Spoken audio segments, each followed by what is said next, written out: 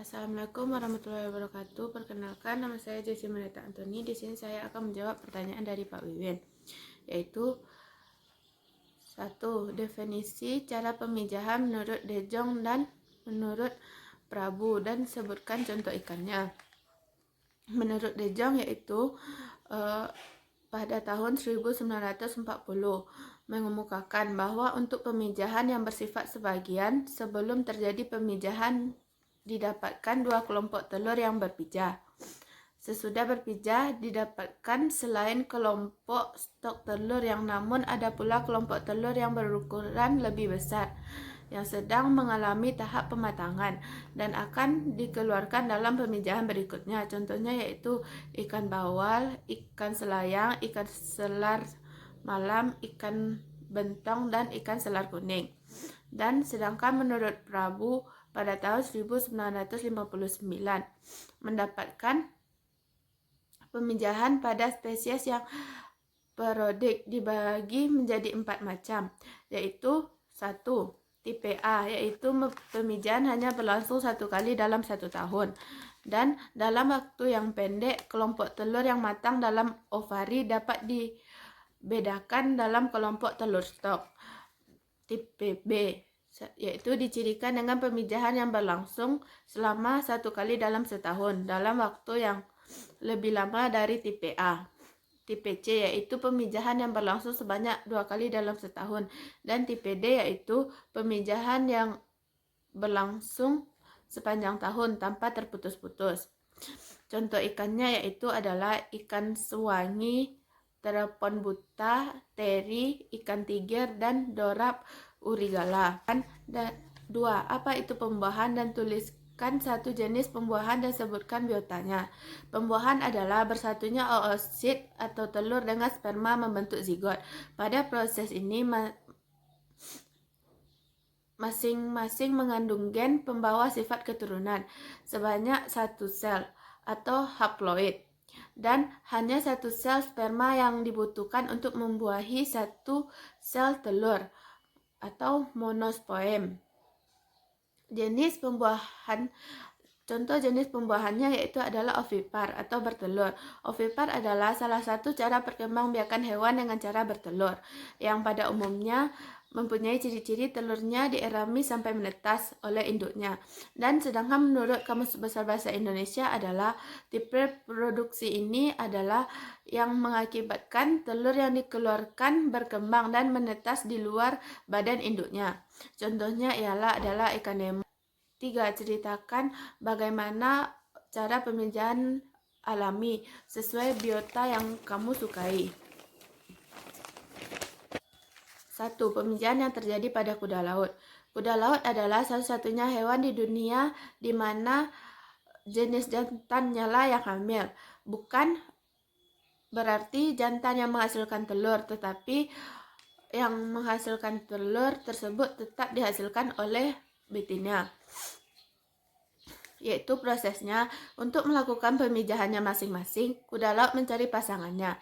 Induk jantan yang sudah matang kelamin mencari induk betina, dan begitu juga sebaliknya. Apabila induk betina siap memijah, maka ia akan mencari pasangan yang cocok. Ciri-ciri jantan yang sudah siap memijah adalah jantan mengejar betina sambil menekuk ekor dan mengembungkan kantung pengeramannya, dan warna tubuh jantan akan berubah menjadi cerah. Sedangkan ciri-ciri betina yang matang, gonad, dan siap memijah yaitu bagian perutnya membesar dan warna urogental, dan dalam perutnya berwarna kemerah-merahan serta warnanya juga berubah menjadi cerah. Dan apabila dililit oleh ekor kuda jantan tidak berusaha melepaskan diri. Kuda laut jantan memiliki kantung perut yang besar dan membuka seperti celah di bagian dasar perutnya. Kuda laut betina langsung meletakkan telurnya ke dalam kantung telur jantan, dan saat betina menjatuhkan telurnya, maka si jantan akan membuahi telurnya. Dan saat Dan saat proses ini, dalam kantong perut jantan menjadi seperti spons dan dipenuhi oleh pembuluh darah yang penting untuk memberi makan telurnya. Dan dalam waktu 1 atau 2 bulan, kemudian kuda laut jantan melahirkan anak-anaknya.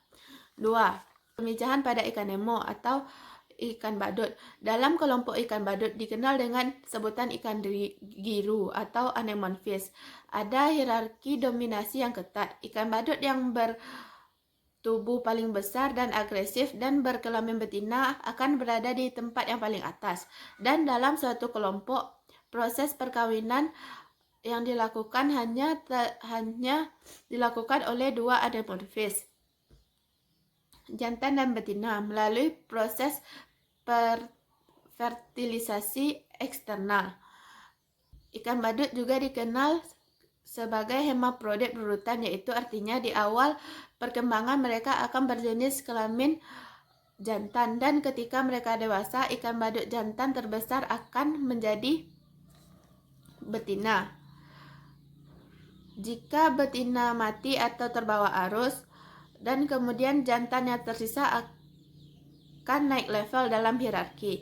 Ikan nemo bertelur pada permukaan datar dekat si anemon, induk semang mereka. Di alam liar, bibit ikan nemo bisa kita temukan apabila sedang bulan purnama. Ikan nemo dapat meletakkan ratusan atau ribuan telur, dan induk jantan menjaga dan mengasuh telur. Dalam pengasuhan, biasanya ikan jantan akan mengipasi dan menjaga mereka selama 6-10 hari sampai menetas. Si jantan memiliki kemampuan untuk mengontrol keberhasilan telur. Fekunditas biasanya berkisar antara 600 sampai 1500 tergantung ukuran si betina. 4. Tuliskan faktor yang mempengaruhi pemijahan, lalu jelaskan bagaimana mempengaruhi secara alami. A. Faktor eksternal. Faktor eksternal meliputi curah hujan, cahaya matahari, suhu, tumbuh-tumbuhan, ikan jantan, kualitas air, dan waktu memijah. Pada prinsipnya, pemijahan ikan dalam kolam dengan cara meniru pemijahan ikan di perairan alami. Umumnya ikan di perairan alami akan memijah pada awal atau akhir musim hujan, karena pada waktu tersebut akan terjadinya suatu perubahan kondisi yang merangsang ikan untuk melakukan pemijahan. Perairan yang dapat merangsang ikan berpijah. Pemijahan ikan di kolam harus disediakan sarana dan prasarana pendukung yang memadai untuk membentuk kondisi lingkungan yang selalu merangsang ikan untuk berpijah, agar pemijahan dapat dilakukan secara terus-menerus, tidak tergantung pada musim. B. Faktor internal. Faktor yang berperan adalah kematangan gonad, ketersediaan hormon kelamin, dan hormon gonadotropin. Pemijahan terjadi karena adanya stimulasi rangsangan lingkungan yang ditangkap oleh alat indera, yaitu berupa kulit, mata, dan alat olfaktori, lalu diteruskan ke hipotalamus melalui serabut saraf.